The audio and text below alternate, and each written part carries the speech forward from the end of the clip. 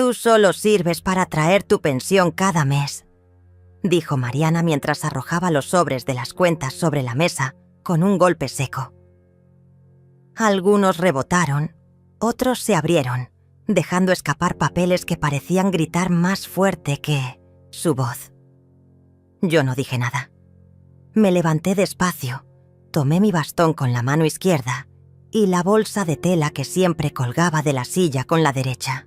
Caminé despacio hacia el portón. A cada paso mi cuerpo crujía como si los huesos supieran que esa caminata no era como las otras. Afuera, el sol aún no había tocado el suelo del patio, pero yo sentía el calor en la nuca. No miré atrás, no hacía falta, porque esa mañana Mariana perdió mucho más que dinero, pero todavía no lo sabía. El olor a café recién hecho era lo primero que llenaba la casa cada mañana. Me gustaba levantarme antes que todos, calentar agua, moler los granos a mano, ver el vapor subir por la ventana de la cocina. Era mi forma de proteger el día. Ese día no fue diferente. O eso creía. Mariana bajó las escaleras con el ceño fruncido.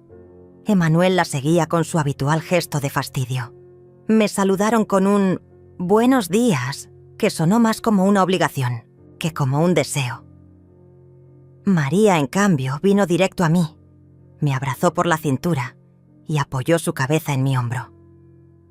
«Soñé contigo, abuela», dijo bajito, «que caminábamos por un campo lleno de lavanda». La abracé fuerte. Ella siempre fue distinta, observadora, silenciosa, de esas personas que sienten antes de entender. El almuerzo transcurrió como siempre. Mariana hablando de los precios del supermercado, Emanuel quejándose del tráfico y yo repartiendo sopa como si pudiera con cada cucharón traer de regreso la armonía. Pero había algo en el aire, como si las palabras de ellos llegaran con un retardo, como si la mesa temblara con una vibración que solo yo sentía. «La casa necesita arreglos, mamá, y tú sabes que eso cuesta», dijo Mariana mientras apartaba el plato con desgano. «Además hay que pagar la escuela de María». Yo asentí, claro que lo sabía, pero no imaginaba lo que se venía. Esa noche no dormí. No por insomnio, sino porque sentía que mis sueños serían interrumpidos. Y lo fueron. A las 2 de la mañana, escuché sus voces. Mariana y Emanuel, en la cocina. No sabían que yo estaba despierta. «Ya firmó sin mirar. Solo falta el registro», dijo él. «No sé si fue suficiente. Esa vieja siempre sospecha», respondió Mariana. Me quedé quieta, pero sentí como la sangre retrocedía en mi cuerpo. «¿Firmé qué?», me pregunté. Al día siguiente busqué entre los papeles. No encontré nada raro, hasta que miré dentro del revistero del baño. Allí estaba un documento notarial con mi nombre, una donación, de la casa, firmada. Pero esa no era mi letra. No completamente. El trazo era imitado. Preciso, pero sin alma. Temblé. Cerré el documento y supe que no podía decir nada. Aún no. Los días siguientes fueron una farsa. Mariana se mostraba más dulce. Emanuel pasaba más tiempo en casa. María me miraba con una mezcla de duda y ternura, como si intuyera algo que no sabía nombrar. Me sentía como una figura de yeso, decorando la sala mientras ellos construían su nuevo mundo sobre mis espaldas. Empecé a anotar todo: las fechas, los comentarios, los movimientos de cuenta. El banco confirmó mis sospechas. Habían transferido dinero a una cuenta desconocida, a mi nombre, pero yo nunca autoricé eso. Intentaron acelerar el proceso. Me hablaron de un hogar para ancianos, con jardín, dijeron, con atención médica y actividades recreativas, como si mi vida fuera un estorbo, como si cuidar a María ya no tuviera valor. Emanuel incluso trajo folletos, los dejó sobre mi cama. Mariana fingía preocupación. «Es por tu salud, mamá», Necesitas cuidado. ¿Y aquí estamos todos tan ocupados? No respondí. Guardé los folletos. Como prueba, una tarde mientras fingía dormir en el sillón, escuché a Emmanuel hablar por teléfono. Sí, ya casi está todo. La vieja está perdiendo el juicio. No se da cuenta de nada. María estaba en la escalera. Me miró desde arriba. No dijo nada. Bajó, se sentó a mi lado y me tomó la mano. Yo sé que tú no estás loca, abuela. Yo veo todo. Susurró. Esa fue mi chispa.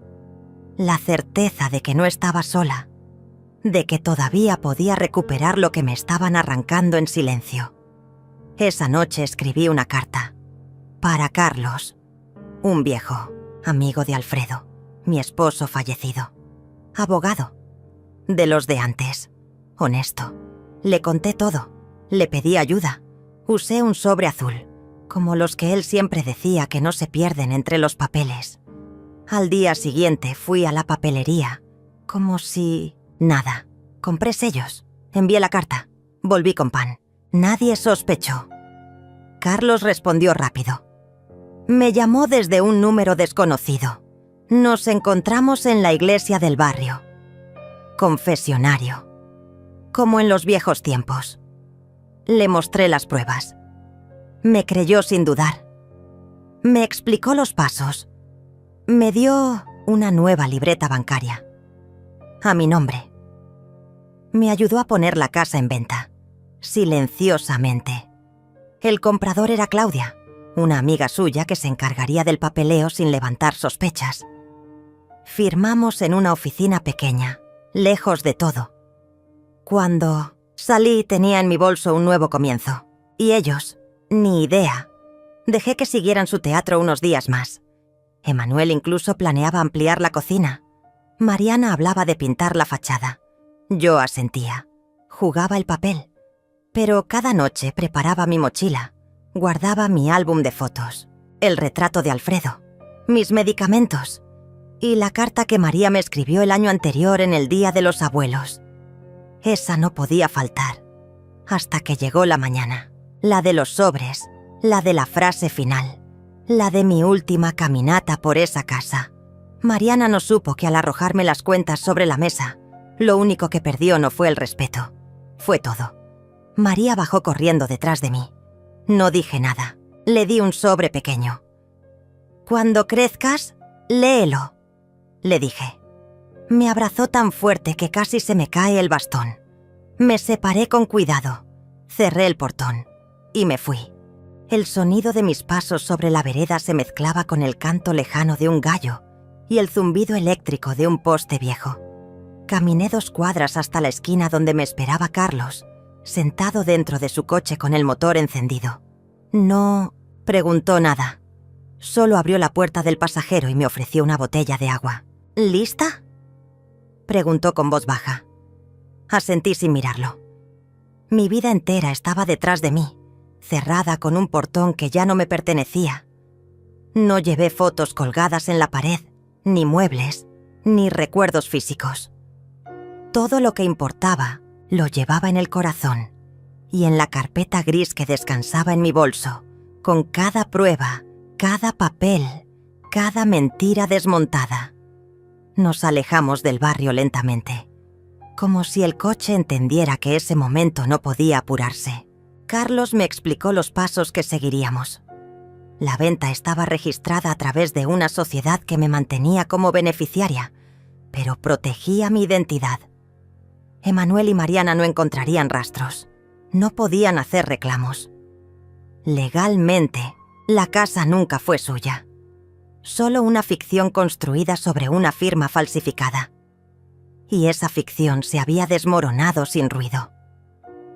Al llegar a la pequeña casa que él me consiguió en las afueras, sentí por primera vez una calma extraña. La fachada era modesta, con ladrillos a la vista y un rosal que alguien había olvidado podar. Me dio la llave con una cinta roja. No dije nada. Entré. El olor a madera y encierro me golpeó primero. Después vino el silencio. Uno limpio, sin voces que pesaran. Dejé mi bolso sobre la mesa, me senté en la silla más cercana y cerré los ojos. No lloré, solo respiré hondo, como si después de años el aire volviera a tener sabor. Los días siguientes fueron de ajustes silenciosos. Compré una tetera nueva, colgué un reloj viejo que me regaló Alfredo cuando cumplimos 30 años de casados y acomodé mi ropa en los cajones como si eso bastara para anclarme al presente. Pero cada noche, María era una sombra en mi mente. ¿Estaría bien? ¿La tratarían como a mí? ¿Le gritarían si preguntaba demasiado? No podía volver. No todavía. Pero sí podía cuidarla desde lejos. Carlos me ayudó a abrir una cuenta a su nombre, con fondos para María. En una carta que le dejé sellada, le expliqué todo, que no estaba loca, que nunca estuve enferma, que me fui para salvarme y para protegerla. Guardé la carta en el sobre que le di aquella mañana. Sabía que ella no lo abriría aún, pero lo haría cuando el momento llegara. Mientras tanto, Mariana y Emanuel comenzaron a notar mi ausencia. Al principio debieron haber celebrado. Silencio. Comodidad. Más espacio. Pero luego llegaron las preguntas. ¿Por qué el dinero no entraba más a la cuenta? ¿Por qué el banco no reconocía su acceso? ¿Por qué el abogado del comprador nunca respondía? Me los imaginé revisando papeles, buscando mi número entre los contactos y leyendo en el correo electrónico las notificaciones de rechazo. No contesté ninguna llamada. No abrí ningún mensaje. Mi mundo estaba lejos. Y ellos, atrapados en su mentira. Un día, Carlos me trajo una copia de una publicación que Mariana había hecho en redes sociales. Un vídeo. Ella, llorando, con una bufanda gris que no usaba desde el funeral de Alfredo. «Mi madre desapareció», decía entre sollozos. «Estamos muy preocupados. Si alguien la ve, por favor, comuníquese con nosotros». Emanuel abrazándola por detrás, fingiendo consuelo. El escenario. La sala de mi antigua casa. Pero algo no cuadraba. El cuadro del comedor estaba inclinado. La mesa vacía. No había olor a café. Solo humo. Carlos sonrió al ver mi reacción. «Ya los denunciaste sin abrir la boca, Ana», dijo. «Ellos mismos se hunden». Y tenía razón. Esa exposición pública solo los delataba más, porque yo había dejado constancia legal de todo antes de irme. Tenía testigos, firmas, grabaciones, documentos. Ellos solo tenían un video mal actuado. Mientras tanto, empecé a reconstruirme. No con grandes gestos, sino con pequeños ritos. Una taza de té cada mañana, siempre a la misma hora. Paseos. Por la vereda, saludos tímidos a los vecinos nuevos. Una señora con su perrito que me recordaba a mi infancia.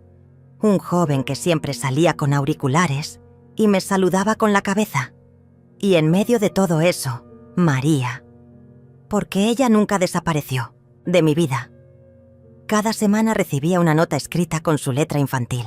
Me la entregaba Carlos, que pasaba por su escuela disfrazado de bibliotecario. Dice que la encontró en su mochila. Me explicaba. Frases simples. Te extraño. Hoy soñé con el campo de lavandas. Emanuel gritó otra vez, pero me fui a mi cuarto. Cada palabra era un lazo, una cuerda que nos mantenía unidas en medio del naufragio. Un mes después de mi partida, Mariana recibió la notificación oficial. La casa había sido vendida legalmente por su propietaria. Ella no figuraba en ningún documento.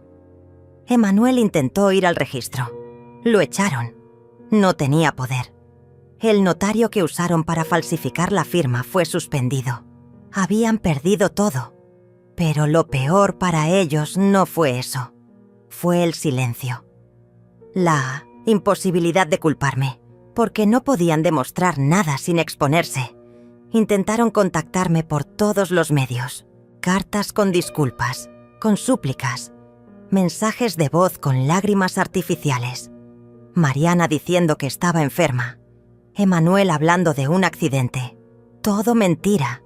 Sabían que sin mi presencia, sin mi pensión, sin mi firma, estaban atrapados en una casa vacía. No por dentro, sino por fuera. Porque ya no era suya. Ni física ni emocionalmente. Carlos me protegió como un escudo silencioso. Él se encargó de todo. Y yo solo me dediqué a volver a ser. Volví a escribir en mi cuaderno, a coser botones sueltos en camisas que compré en un mercadito, a caminar descalza por el patio cuando llovía. Pequeños placeres que me habían sido robados por años. Ahora eran míos, sin permiso, sin miedo. Pero no todo era paz. Una noche, al volver de comprar pan, encontré un sobre bajo la puerta. Sin remitente, lo abrí. Dentro, una foto mía, antigua, en la cocina. María a mi lado, Mariana detrás, sonriendo. Y un mensaje escrito con marcador rojo. Te vamos a encontrar. No me asusté. Solo lo guardé. Al día siguiente, Carlos instaló cámaras. Cambiamos la cerradura. Y di aviso a la policía local. Ya no era la anciana que fingía debilidad. Era otra. Una semana después, vi a Mariana frente a mi casa. No tocó el timbre. Solo se quedó parada, mirando la fachada, con el cabello recogido y los ojos hinchados. No me escondí. Abrí la cortina. Nuestros ojos se cruzaron. No hubo palabras. No hizo falta. Ella sabía. Yo también. Cerré la cortina y puse a calentar agua para el té. Esa noche no dormí. No por miedo, sino por memoria. La imagen de Mariana frente a mi puerta, inmóvil como una estatua de culpa, quedó grabada detrás de mis párpados cerrados. Daba vueltas en la cama, escuchando cada crujido de la madera, cada ráfaga de viento. Mi corazón no latía deprisa, pero sí con firmeza. Sabía que había dado un paso del que no había vuelta, y eso, en lugar de asustarme, me aliviaba. A la mañana siguiente salí al jardín con mi taza de té. El cielo estaba gris, como si supiera lo que yo cargaba por dentro. Me senté bajo el limonero y abrí la libreta donde había empezado a escribir desde que me fui. No escribía con la intención de recordar, sino de purgar. Cada línea era una forma de dejar el dolor en el papel, como quien deja piedras al borde del camino. Escribí sobre los domingos que Mariana usaba para invitarme a almorzar, solo para que cocinara yo. Sobre cómo Emanuel se sentaba en la cabecera, como si fuera el dueño de la casa, haciendo comentarios ácidos disfrazados de bromas. Sobre cómo mi silla, con los años, se había ido arrimando más a la pared. Escribí hasta que el sol se asomó tímidamente entre las nubes. Carlos vino más tarde con noticias. Intentaron presentar una demanda por desaparición. Me dijo dejando una carpeta sobre la mesa. Pero como te vieron viva, no tienen cómo sostenerla. Están desesperados. No tienen acceso a tu cuenta, ni a tus documentos, ni al título de propiedad. Y el notario corrupto, cantó. Me quedé mirando la carpeta sin tocarla. No hacía falta. Ya sabía lo que contenía. Su desesperación, su derrota. Pero aún quedaba algo sin resolver. María. Esa semana Carlos me trajo otra nota. Esta vez, María había dibujado una casita con una flor al lado. Sé que estás bien, abuela. Yo también estoy aguantando, pero no sé por cuánto tiempo más. Leí esa frase una y otra vez, y fue como si algo dentro de mí se activara. No podía dejarla ahí. Mariana ya no me tenía a mí para humillar, para descargar su frustración. ¿A quién más sino a su hija?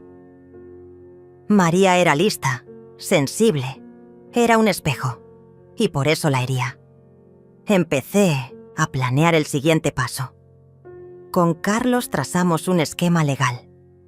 No podía sacarla a la fuerza, pero sí podía demostrar que no estaba en un entorno seguro. Revisamos las leyes de custodia, las reglas escolares, las notas médicas. Toda madre que miente sobre enfermedades, falsifica firmas y manipula registros bancarios está lejos de ser confiable. Y yo tenía las pruebas. Todas. Durante un mes, reunimos documentos, declaraciones y grabaciones. Carlos contactó a una amiga abogada que se especializaba en casos de tutela de emergencia. Iniciamos el proceso en silencio, sin anuncios, sin movimientos visibles. Mientras tanto, yo seguía mi vida como si nada, podando rosales, cocinando galletas de limón que aprendí con mi abuela, escribiendo cada noche en mi libreta. Pero cada palabra era un ladrillo más en la pared que me protegía. Un viernes por la tarde, mientras llovía suave, recibí una llamada. Era del colegio de María, una psicóloga. ¿Usted es Ana?, preguntó con tono neutro. Su nieta dejó esta nota conmigo. Me dijo que si algo le pasaba, debía contactarla. Sentí un nudo en el estómago. La psicóloga leyó en voz alta. Mi mamá me grita por las noches. Me dice que soy igual a ella, que voy a terminar sola y sin valor. No quiero estar ahí más. No lloré. Solo apreté la taza con fuerza. Era la señal, la definitiva. Esa misma noche presentamos la solicitud de tutela. Incluimos todas las pruebas, audios, mensajes, registros de transferencias ilegales, capturas de pantalla, testimonios de vecinas, incluso una grabación donde Mariana amenazaba a María por no recoger la mesa. Carlos entregó todo en mano al juez. La audiencia fue fijada en menos de una semana. Era inusual, pero el caso tenía peso y urgencia. Mariana no lo supo hasta que le llegó la citación. Imagino su rostro al leerlo. Emanuel debe haber gritado, insultado, pateado algo, pero no podían detener el proceso. Estaban atrapados por su propia soberbia. Yo, en cambio, me preparé en silencio. Ordené mis documentos, imprimí fotos de María cuando era pequeña, grabé un video donde hablaba de mis motivos, de mi amor, de mi miedo por su seguridad. No como un discurso, sino como una abuela que suplica con dignidad. Todo listo. El día de la audiencia me vestí con la misma blusa azul que usé cuando Mariana se graduó. La planché con cuidado, como si alisar el algodón fuera una forma de enderezar mi historia. Llegamos al juzgado, con Carlos. Mariana ya estaba ahí, con Emanuel a su lado, nerviosa, mordiéndose las uñas. Cuando me vieron se quedaron en silencio. No dijeron nada. Solo bajaron la mirada. Yo los miré de frente. No con odio, con verdad. El juez escuchó los argumentos. Mariana intentó llorar, pero sus lágrimas sonaban huecas. Emanuel habló de estabilidad, de estructura familiar. Pero cada palabra era desmentida por una prueba, una fecha, una firma. Mi video fue proyectado al final, y cuando terminé de hablar, el silencio en la sala fue absoluto. Hasta el juez bajó la vista por un momento. Luego, la sentencia.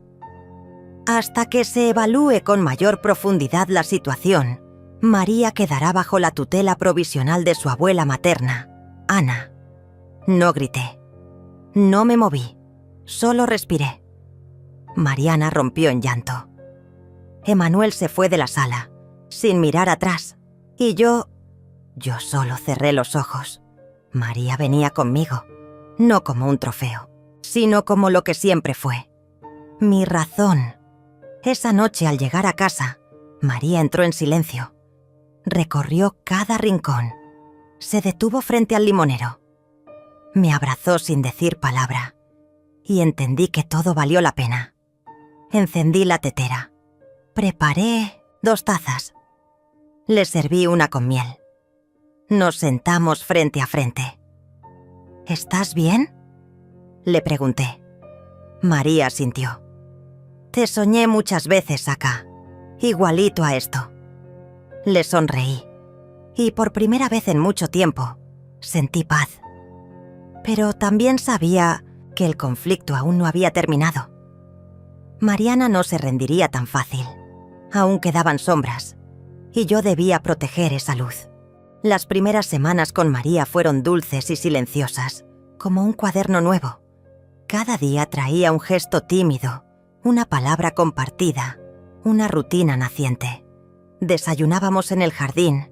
Le preparaba su pan con mantequilla como le gustaba, cuando era pequeña, y ella me acompañaba a recoger limones como si fuera un ritual secreto.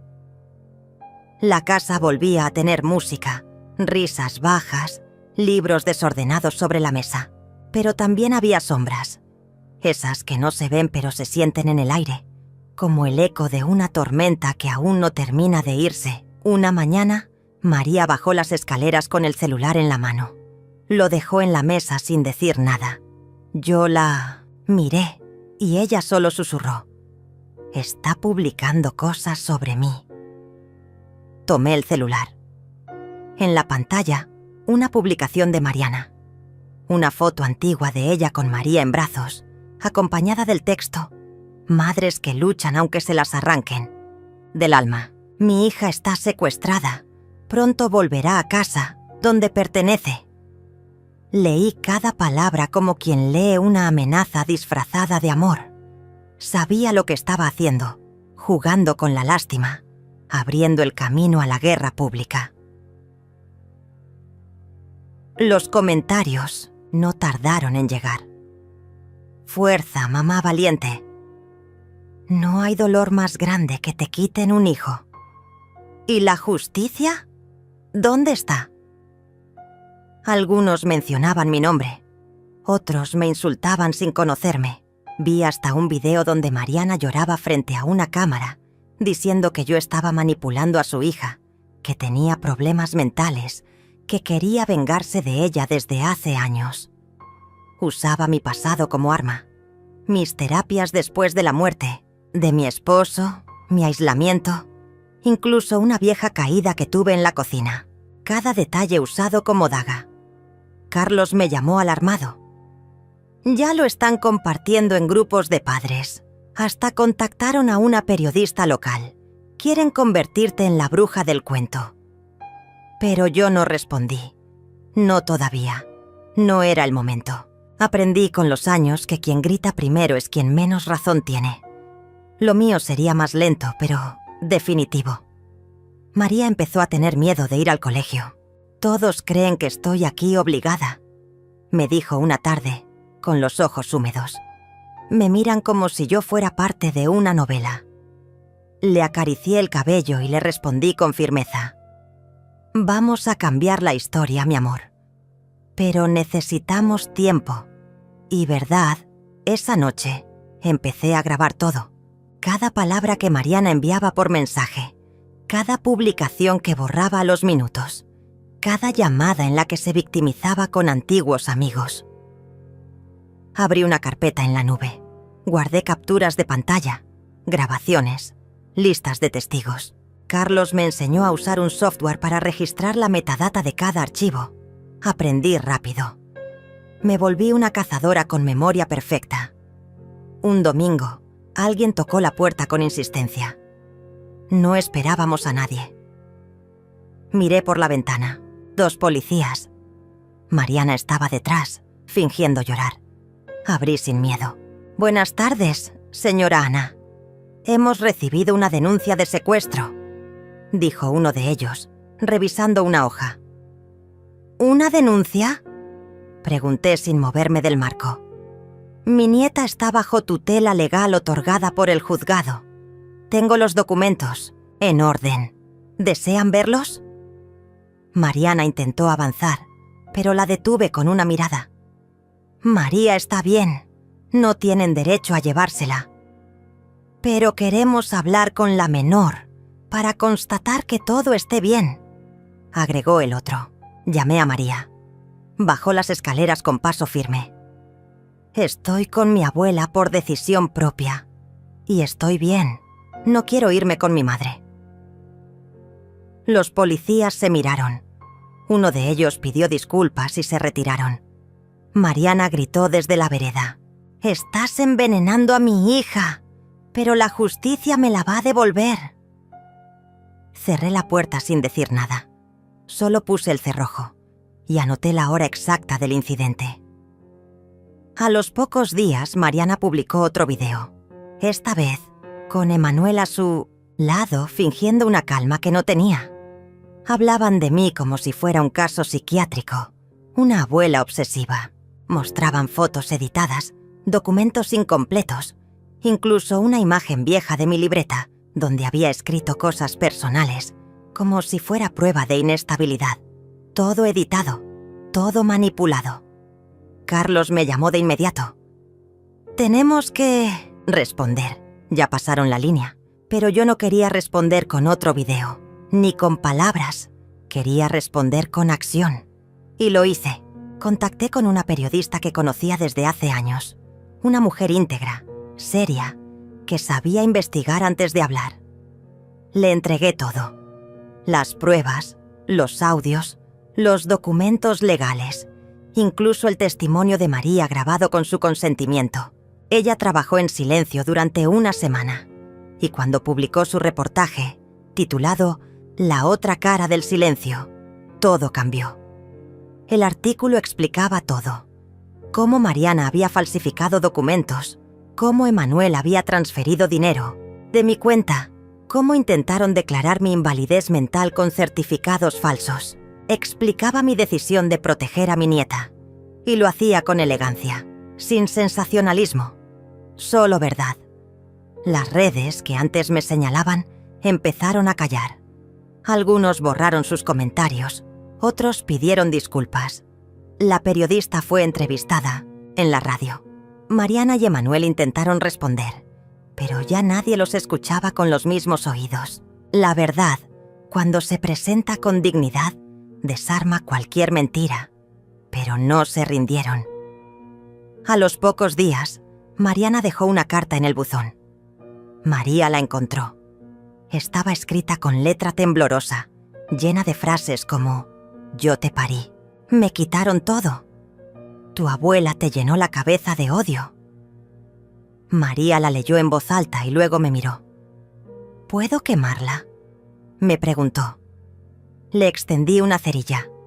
Ella salió al jardín, encendió el papel y lo dejó arder en la tierra. No dijo nada, solo lo vio consumirse, y en ese fuego pequeño entendí que algo dentro de ella también se estaba liberando. Esa noche, cuando me acosté, abrí la libreta y escribí: «La guerra no terminó, pero el miedo cambió de bando». Cerré el cuaderno, apagué la luz, dormí sin sobresaltos, porque sabía que lo que venía era el principio del fin. El día que Mariana apareció frente a la escuela de María, fue el día que confirmé que ya no había líneas que no estuviera dispuesta a cruzar. Esperó afuera, con una cámara oculta, fingiendo una casualidad. La grabó saliendo con sus compañeros, intentando abrazarla, provocando una escena. María, sorprendida, se quedó paralizada. Mariana gritó: «¡Miren cómo me rechaza! Esa no es mi hija, es una víctima de manipulación». Y el video, claro, fue directo a sus redes. Editado, dramático, falso, como todo en su vida.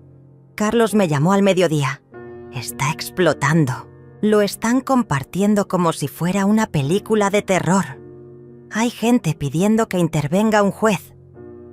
No respondí. En lugar de eso, abrí mi carpeta M y comencé a preparar la última fase. Ya no bastaba con defenderme. Tenía que desaparecer antes de que me convirtieran en su espectáculo. Llamé a Bernardo, un viejo amigo de mi difunto esposo. Él trabajaba en bienes raíces y conocía todos los caminos silenciosos para hacer lo que necesitaba: vender la casa sin levantar sospechas. Lo cité en un café lejos del barrio. Le conté todo. Bernardo no preguntó demasiado. Solo me dijo: «Va a estar bien, Ana, pero tienes que actuar rápido». Durante semanas fingí normalidad. Seguía cocinando con María, paseando con ella, ayudándola con sus tareas. Mientras tanto, Empacaba de noche, guardando solo lo esencial. Escaneé fotos, digitalicé documentos, regalé muebles, vendí las joyas antiguas que tenía guardadas y cancelé cuentas bancarias dormidas. Todo en silencio, como quien prepara una mudanza del alma. Con el dinero de las ventas, abrí una cuenta nueva a nombre de una sociedad que Bernardo creó para mí. Legal, limpia, irrastreable. Mariana no encontraría ni un centavo. Mientras tanto, Carlos revisaba los términos legales del testamento. Me ayudó a hacer un nuevo documento, donde dejaba todo a María, solo a ella, con una cláusula clara. Ningún tutor legal, en caso de que me pasara algo, podía ser Mariana ni Emanuel. La casa, esa misma donde crié a mi hija, donde cuidé a mi esposo enfermo, donde me senté cada tarde a ver morir el día, esa casa ya no era mía en el corazón. Era solo una fachada. El verdadero hogar era el vínculo con mi nieta, lo único que importaba. Un viernes por la tarde, mientras llovía con fuerza, llegaron al portón Mariana y Emanuel. Tocaban, gritaban, exigían ver a María. Dijeron que tenían una orden judicial. No era cierto. Era un papel falso, una intimidación. Grabé todo desde la ventana. María temblaba en la escalera. Le tomé la mano. «No van a entrar», le dije. «Confía en mí». Llamé a la policía. Cuando llegaron, Mariana ya estaba filmando su propia versión de los hechos. Emanuel hablaba de derechos parentales, de secuestradoras con fachada de abuelas, pero los oficiales ya sabían. Les mostré el expediente, las denuncias archivadas, las contradicciones en sus declaraciones. Se fueron frustrados. Pero yo sabía que eso no era una victoria. Era solo más leña. Esa noche, cuando María se durmió, terminé de escribir una carta. Era para ella. La guardé en su mochila, en un bolsillo secreto. Luego apagué la luz del pasillo y me senté frente al escritorio. Abrí el cajón. Dentro, el contrato de venta. Lo firmé. La casa ya no era mía. Bernardo se encargó de todo con una eficiencia casi quirúrgica. Los nuevos dueños no se mudarían, aún. Tenía tiempo suficiente para desaparecer. María lo supo una semana después, mientras cenábamos. Le entregué una pequeña caja. Dentro, una llave. «¿Qué es esto?», preguntó. «Nuestro nuevo comienzo». Ella me miró sin entender, del todo. «No podemos quedarnos aquí, María. No mientras ellos tengan cámaras, redes y mentiras. Este lugar ya no es un hogar. Es un blanco». Al principio dudó. Tenía miedo. Pero luego, como si algo dentro de ella también se estuviera quebrando, asintió. «¿A dónde vamos?», le sonreí. «A donde nadie nos busque, a donde tú puedas crecer sin ruido». Empacamos en una noche, solo una maleta cada una. Dejé en la casa todo lo demás. Lo material ya no tenía peso. Mariana y Emanuel no supieron nada. Mientras ellos publicaban un nuevo video llorando frente a un abogado, nosotras tomábamos un taxi al amanecer, con el primer sol tiñendo de oro los tejados. Me llevé la libreta, las cartas, los papeles importantes. Todo lo demás lo dejé. Porque hay cosas que pesan más que una casa. La dignidad, la paz, la libertad. Llegamos a una ciudad pequeña, costera, sin nombre. Nos instalamos en una casa modesta, rodeada de árboles. María empezó clases en una escuela pública, donde nadie la conocía. Nadie le preguntó si era la de los videos. Nadie la señaló.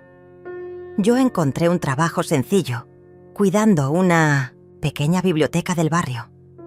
Leía en silencio, entre libros y murmullos. Me sentía viva. Pero no bajé la guardia. Seguí monitoreando las redes. Mariana y Emanuel empezaron a desesperarse. El silencio los destruía. Sin mí, no tenían a quién culpar. Publicaban cosas cada vez más ridículas. Mi madre huyó con mi hija. Esto es trata de menores. ¡Ayuda! Pero ya nadie los escuchaba. Perdieron credibilidad. Incluso sus seguidores más fieles se fueron desilusionando. El escándalo ya no vendía. María, mientras tanto, florecía. Se cortó el cabello, se inscribió en clases de teatro. Comenzó a escribir un diario. A veces me leía fragmentos. Hablaba de dolor, sí, pero también de esperanza.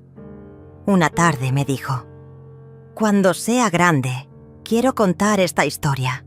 No para vengarme, sino para que otras niñas no crean que deben callar». Le acaricié la mejilla. «Entonces, serás más valiente de lo que yo fui». Y lo decía en serio, porque mi valentía vino tarde. Pero vino. La noche en que se cumplió un mes desde nuestra partida, fui al jardín con una vela.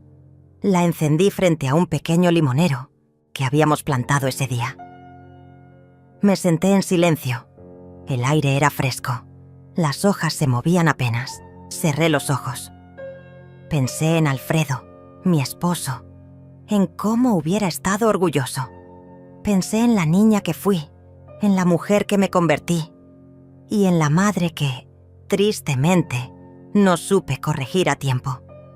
Pero sobre todo, pensé en el futuro, un futuro sin cámaras escondidas, sin gritos detrás de puertas, sin cartas manipuladoras, solo nosotras dos, y una paz que nadie podría quitarnos.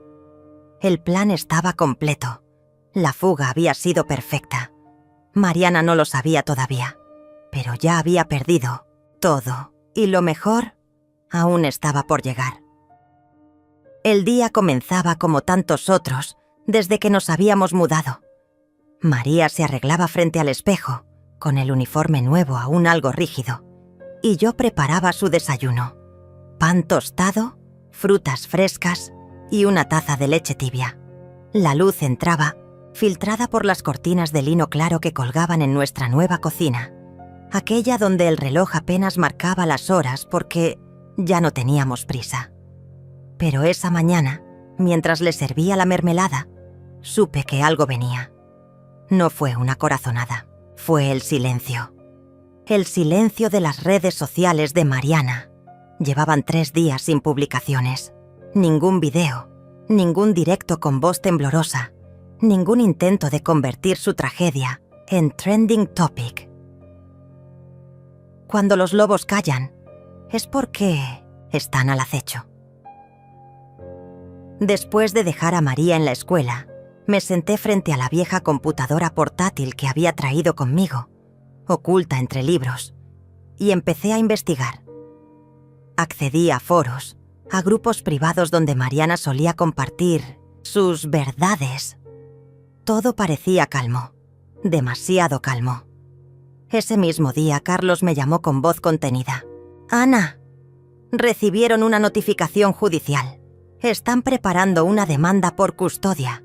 Van a decir que secuestraste a tu nieta». Me quedé en silencio. No por sorpresa, sino porque ya lo esperaba. Le pedí a Carlos que revisara cada detalle, que pidiera acceso a los archivos antes de que llegaran a las audiencias. «No dejes cabos sueltos», le dije, «porque ellos sí lo harán».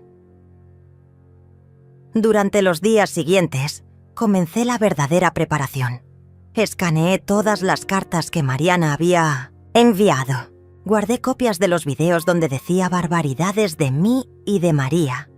Grabé nuestras videollamadas con Carlos, nuestras conversaciones donde él, como testigo y abogado, documentaba cada paso.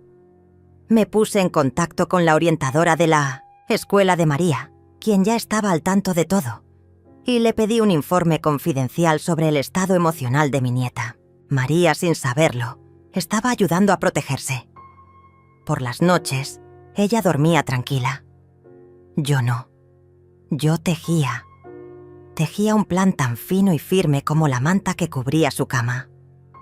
Un día, al salir de clases, María me preguntó si podía invitar a una amiga a casa. Me pareció normal.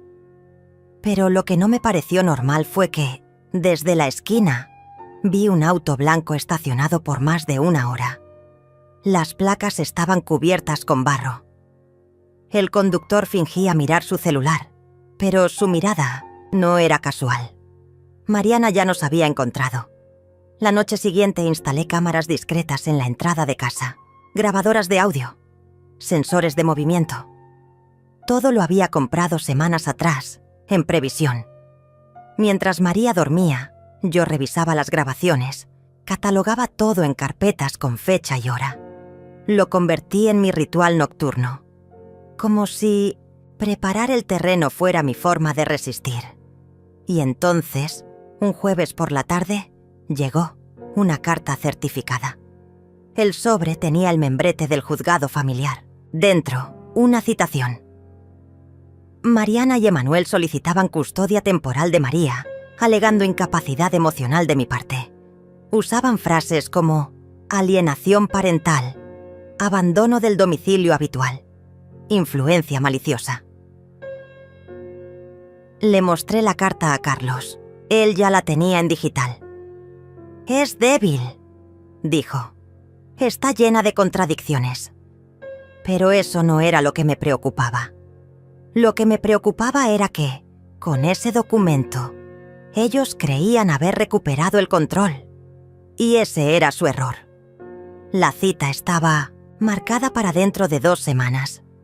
Tiempo suficiente para preparar el último movimiento. Visité a la directora de la escuela. Le pedí que firmara una carta donde detallaba el comportamiento ejemplar de María. También reuní testimonios de vecinos, de la bibliotecaria, incluso del pediatra que había visto a María semanas atrás y había dejado claro que no había señales de abuso ni negligencia. A Mariana y Emanuel les quedaba solo un recurso: el show, y lo montaron. 2 días antes de la audiencia, Mariana publicó un video donde lloraba desconsolada en un parque. Decía que yo las había engañado, que solo quería proteger a su hija, que era víctima de una madre manipuladora y cruel. Emanuel, a su lado, con voz de mártir, hablaba de volver a unir a la familia. Todo era tan falso que daba vergüenza ajena. Pero no subestimé el poder de la imagen. María lo vio, lloró. No por pena, sino por rabia. ¿Por qué fingen quererme si ni siquiera recuerdan que me gusta desayunar? No supe qué responder. Solo la abracé y le prometí que esa sería la última vez que tendría que verlos actuar. La mañana de la audiencia, me vestí con un abrigo azul marino. Recogí el cabello con firmeza. María llevaba un vestido blanco, sencillo, pero firme. Sus ojos tenían la misma luz que los de su abuelo cuando iba a declarar en su trabajo. Serena, firme, sin miedo. Entramos juntas al juzgado. Mariana y Emanuel ya estaban allí, vestidos como si fueran a una boda. Mariana con maquillaje corrido, Emanuel con una carpeta llena de hojas mal impresas. Pero yo tenía algo mejor. Tenía la verdad. Durante la audiencia, su abogado intentó pintar un cuadro de abandono y manipulación, pero cada afirmación fue desmontada. Carlos, meticuloso, presentó cada documento: informes escolares, grabaciones, videos, correos. Cada vez que Mariana intentaba hablar fuera de turno, el juez la reprendía. Y entonces, el juez pidió hablar con María en privado. Yo me quedé afuera. Esperé en silencio. No oré, no recé, solo confié. Cuando salió, el juez tenía otra expresión y Mariana por primera vez bajó la mirada. La custodia quedó en mis manos, legalmente, definitivamente. Y Mariana y Emanuel recibieron una restricción de acercamiento. No podían contactar a María bajo ninguna forma. Se les prohibió mencionarla en redes sociales, utilizar su imagen o nombre. El silencio se convirtió en ley. Esa noche no celebramos, solo nos sentamos frente a la ventana, con 2 tazas de té, viendo cómo caía la lluvia sobre el cristal. ¿Ahora sí estamos libres?, preguntó María. La miré. Ahora sí, pero no sabíamos que aún quedaba un último acto. Una carta, una grabación secreta, una traición más. Y la revelación final que pondría todo de cabeza. La mañana siguiente a la audiencia amaneció con un silencio distinto. No era el mismo de los días anteriores, cargado de tensión y amenazas sutiles. Este era un silencio real, un silencio de después de la tormenta. María desayunó tranquila, con sus cereales y la luz suave filtrándose por la ventana, mientras yo leía el periódico. Un ritual nuevo, pero ya íntimo. Pensé que por fin había terminado, pero cuando me acerqué a la bandeja del correo, lo supe. Allí, entre facturas sin importancia y folletos publicitarios, había un sobre amarillo, sin remitente. Lo abrí con cuidado. Dentro, un pendrive y una nota escrita con tinta azul. Si crees que ganaste, escucha esto. Mi primera reacción fue guardar todo en el cajón de la cocina. No tenía sentido alimentar más fuego. Pero la curiosidad y el instinto de protección me venció. Esperé a que María saliera para la escuela. Cerré todas las ventanas. Apagué el celular. Conecté el pendrive al portátil viejo y pulsé play. La grabación comenzó con una risa. La voz era de Emanuel. Luego se escuchó a Mariana. ¿De verdad crees que ese juez se creyó toda tu actuación? Claro, usamos a la niña para dar lástima. Con esa historia de que la abuela la manipulaba, tuvimos medio caso ganado. Sí, pero la mocosa se nos fue de las manos. No importa, vamos a usar las redes, vamos a hacerla quedar como loca. Nadie va a querer estar de su lado. Silencio. Luego, Mariana susurró. ¿Y si hace falta? Pues que desaparezca, como desaparecen las viejas en los noticieros. Nadie las busca. Mi cuerpo se quedó inmóvil. No por miedo, sino por certeza. Ellos eran capaces de todo. Volví a escuchar la grabación, esta vez tomando notas, marcando cada minuto, cada frase, cada susurro. El archivo tenía metadatos, fecha, lugar. Había sido grabado en su antiguo apartamento, días antes de que yo y María nos mudáramos. No sabía quién lo había enviado, pero ahora tenía la prueba que faltaba. Esa tarde llamé a Carlos. Le pedí que viniera. Escuchó todo conmigo, con los codos apoyados sobre la mesa de madera que había pertenecido a mi madre. «Esto es más que suficiente», dijo. «Podemos denunciar por amenazas, por conspiración, incluso por incitación a la violencia». «¿Y si no lo hacemos todavía?», pregunté. Carlos me miró con desconcierto. ¿Quieres esperar? Quiero que caigan por sus propias palabras, no por las nuestras. Durante los días siguientes, Mariana y Emanuel empezaron su campaña final. Publicaron un video en una cuenta nueva, donde decían que la justicia había sido comprada, que yo había manipulado a María, que la estaba aislando. Lloraban, suplicaban, mostraban fotos viejas como si fueran actuales. Hicieron un live donde Emanuel simulaba estar al borde del colapso, repitiendo que temía por la seguridad de su hija. Lo que no sabían era que el canal desde donde transmitían había sido reportado por decenas de personas, incluyendo abogados y periodistas que Carlos había contactado. Todo estaba siendo monitoreado. Una tarde María volvió del colegio con la mirada inquieta. Una compañera me dijo que mi mamá la contactó. Le mandó mensajes por Instagram. Mariana había roto la orden judicial. No solo eso, había usado a menores para tratar de manipular el entorno de su hija. Esa misma noche, Carlos redactó la denuncia. Al día siguiente, la policía fue hasta la casa de Mariana y Emanuel. Les requisaron los dispositivos. Les notificaron la apertura de un nuevo proceso. La jueza, al recibir los informes, endureció la orden. No podían hablar de María en público ni en privado, ni siquiera mencionar su nombre.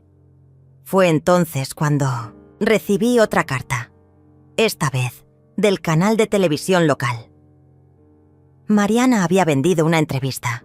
Planeaba aparecer en vivo, contando su versión de los hechos, con fotos manipuladas y documentos falsos.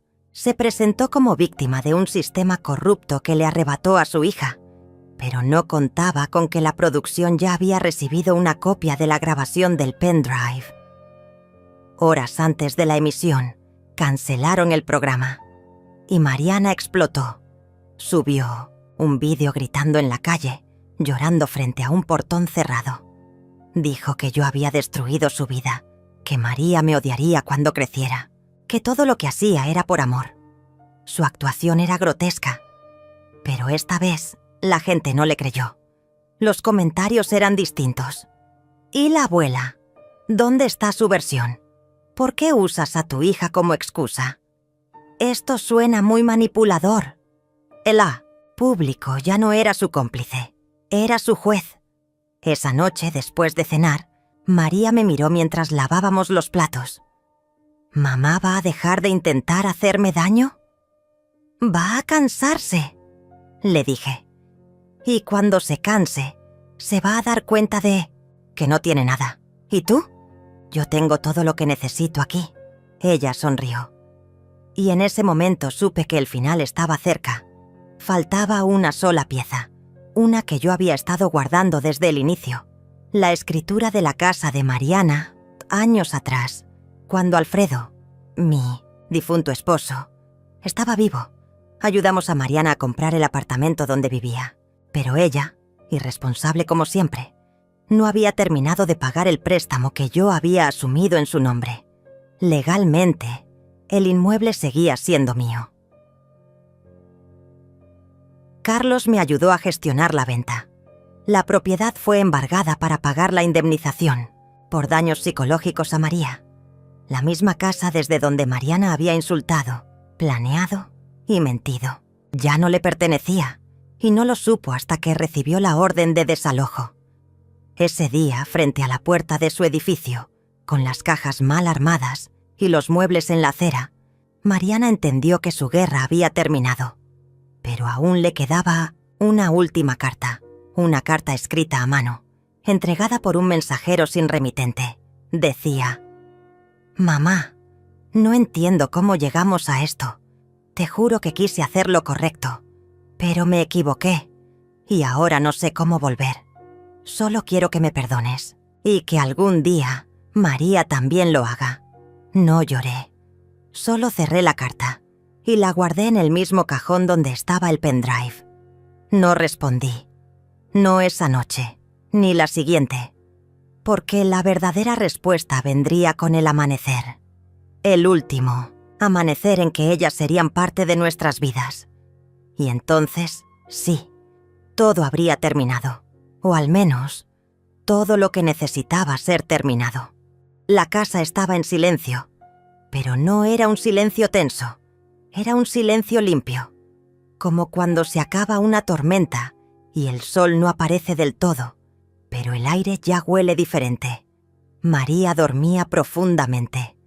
Yo la observaba desde el marco de la puerta, con la taza de té caliente en las manos. Afuera, el viento movía las hojas del limonero. Parecía una canción lejana, y en ese momento entendí que habíamos cruzado el umbral. No quedaba nada que demostrar, ni que gritar, solo había que vivir. Los días siguientes fueron extrañamente calmos. Mariana no volvió a aparecer. Emanuel fue citado a declarar por un caso distinto: evasión fiscal. Los dos estaban bajo lupa, sus redes cerradas, sus supuestos aliados en silencio. Ya no tenían público, ya no tenían narrativa, solo quedaban con el eco de su propia destrucción. Pero aún así, yo no me confié. Hice una última llamada a Carlos. Quiero cerrar todo, oficialmente, y lo hicimos. Reforzamos la custodia de María. Se blindó legalmente todo acceso a nuestra ubicación. Cambié el nombre del titular del terreno donde ahora vivíamos. Estaba a nombre de María, pero con cláusulas claras. Nadie, excepto ella y su tutor legal, podía modificar nada. También cerré mis cuentas bancarias antiguas. Abrí otras, desde cero. Eliminé perfiles, direcciones anteriores, registros públicos. Mi nombre desapareció de los motores de búsqueda, como si nunca hubiera existido. El día que firmé los últimos papeles, salí de la notaría con una paz extraña. Me senté en la plaza frente a la fuente, donde unos niños jugaban con globos. Llamé a Carlos por última vez. «Gracias», le dije. «¿Ya está todo listo?» «Sí, solo falta una cosa». Y esa cosa llegó al día siguiente, en forma de sobre marrón, sellado con cera. Lo abrí lentamente. Era el informe final del juez. La sentencia estaba firme. Mariana y Emanuel no solo perdían la custodia, también se les prohibía toda forma de contacto, directa o indirecta. Además, el tribunal había determinado una indemnización mensual para cubrir la atención psicológica de María. El tribunal dictaminaba que ambos habían ejercido violencia emocional continuada. Era la primera vez que leía mi nombre vinculado a la palabra justicia, sin sentir peso. La justicia no era ruidosa, era firme y definitiva. Esa noche María me abrazó por más tiempo del habitual antes de dormir. «Abuela, ¿ya no nos van a buscar?» «No, mi amor, ya no pueden». «¿Y si mienten otra vez?» «Entonces solo será ruido. Y el ruido no entra si cerramos las ventanas». Ella sonrió con los ojos entrecerrados y se durmió, respirando profundo, como alguien que por fin se siente a salvo. Los días siguientes fueron extraños, como aprender a vivir sin miedo. Hacíamos cosas simples, pasear por el mercado, cocinar juntas, leer en voz alta. A veces María me enseñaba canciones nuevas, otras veces yo le contaba historias de su abuelo Alfredo. Le mostré una foto antigua, donde él sostenía una flor que había recogido del jardín. Él también me protegía en silencio. Le dije, como tú ahora. El vínculo entre nosotras ya no era solo de sangre, era de reconstrucción. Un sábado por la mañana María me entregó un dibujo. Era una casa, pequeña pero llena de ventanas abiertas, y al lado, dos figuras. Una con cabello blanco, otra con trenzas negras. Estaban tomando té bajo un árbol. «Somos nosotras», dijo. «Y eso de arriba es un pájaro, porque ahora podemos volar». Me dieron ganas de llorar, pero no lo hice, solo la abracé, y ese abrazo fue más fuerte que cualquier documento judicial. Pero el mundo no se detiene. Una semana después, recibí un correo electrónico extraño. Provenía de una dirección nueva, sin nombre. Solo decía, «Mariana está enferma, pregunta por ti». Lo ignoré. Al día siguiente llegó una llamada al número de emergencia del colegio. Era de Emanuel. Decía que Mariana había sido internada, que necesitaba hablar conmigo, que quería ver a María. Consulté con Carlos. Legalmente no tenían ningún derecho, pero él me dejó la decisión ética. Pasé la noche pensando, no por culpa, sino por historia. Al amanecer, escribí una carta. «Mariana, no deseo tu mal, pero tampoco puedo salvarte. No porque no quiera, sino porque tú decidiste alejarte. María está bien. No necesita más heridas. Espero que algún día entiendas lo que perdiste. No en mí, en ella». La firmé sin nombre y la envié. Luego, me senté en el jardín. Era una mañana fría, pero el sol estaba presente. Tomé la vieja tetera que había sido de mi madre. La limpié. La llené de agua y flores secas. Y mientras el vapor subía, pensé en Alfredo. En todo lo que había aguantado. En todo lo que ahora, finalmente, no era más mío. No tenía deudas emocionales. No había promesas pendientes. Solo había vida. Ese día María volvió del colegio corriendo. «Abuela, ¿puedo invitar a una amiga a merendar?» Era la primera vez que lo pedía. «Claro, mi amor, que traiga hambre», dije sonriendo. Esa tarde, mientras las niñas jugaban en el patio, me senté bajo el limonero. Encendí la vieja radio. Sonaba una canción de hace décadas.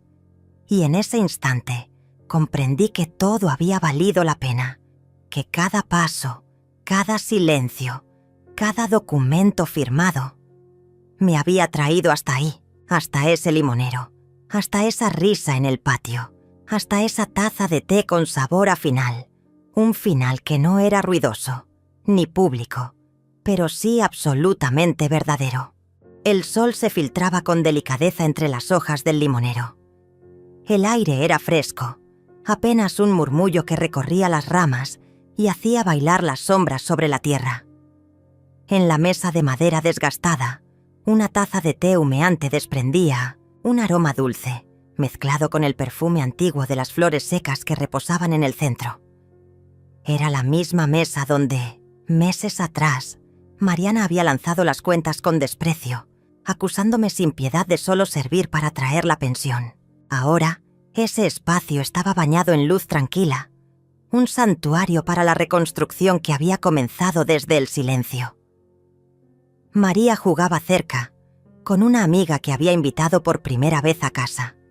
Sus risas suaves cruzaban el jardín, como un himno que celebraba la libertad recién conquistada. La miraba desde la ventana, sintiendo que cada instante era un regalo. El futuro ya no estaba marcado por la traición ni por el miedo, sino por la promesa de días que ella merecía. Me levanté lentamente, apoyándome en la vieja bengala que me había acompañado durante tanto tiempo. La sostuve con firmeza, como un ancla en este mar de calma que había aprendido a navegar. Caminé hacia el porche, respirando el aire tibio y observando el horizonte donde el cielo se mezclaba con tonos de naranja y violeta. La casa estaba en paz. Yo también. Recordé cada paso de esta travesía. El golpe devastador de las palabras de Mariana, tan cortantes que parecían cuchillos que desgarraban no solo la piel, sino el alma. La rutina rota, donde las cenas se llenaron de silencios, incómodos y miradas esquivas, donde el aroma de las flores se mezclaba con la tensión invisible que colgaba en el aire.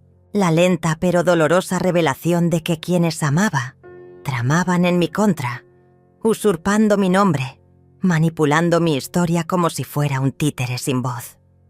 El infierno del desamparo, cuando sentí que el mundo me daba la espalda y la soledad era mi única compañía.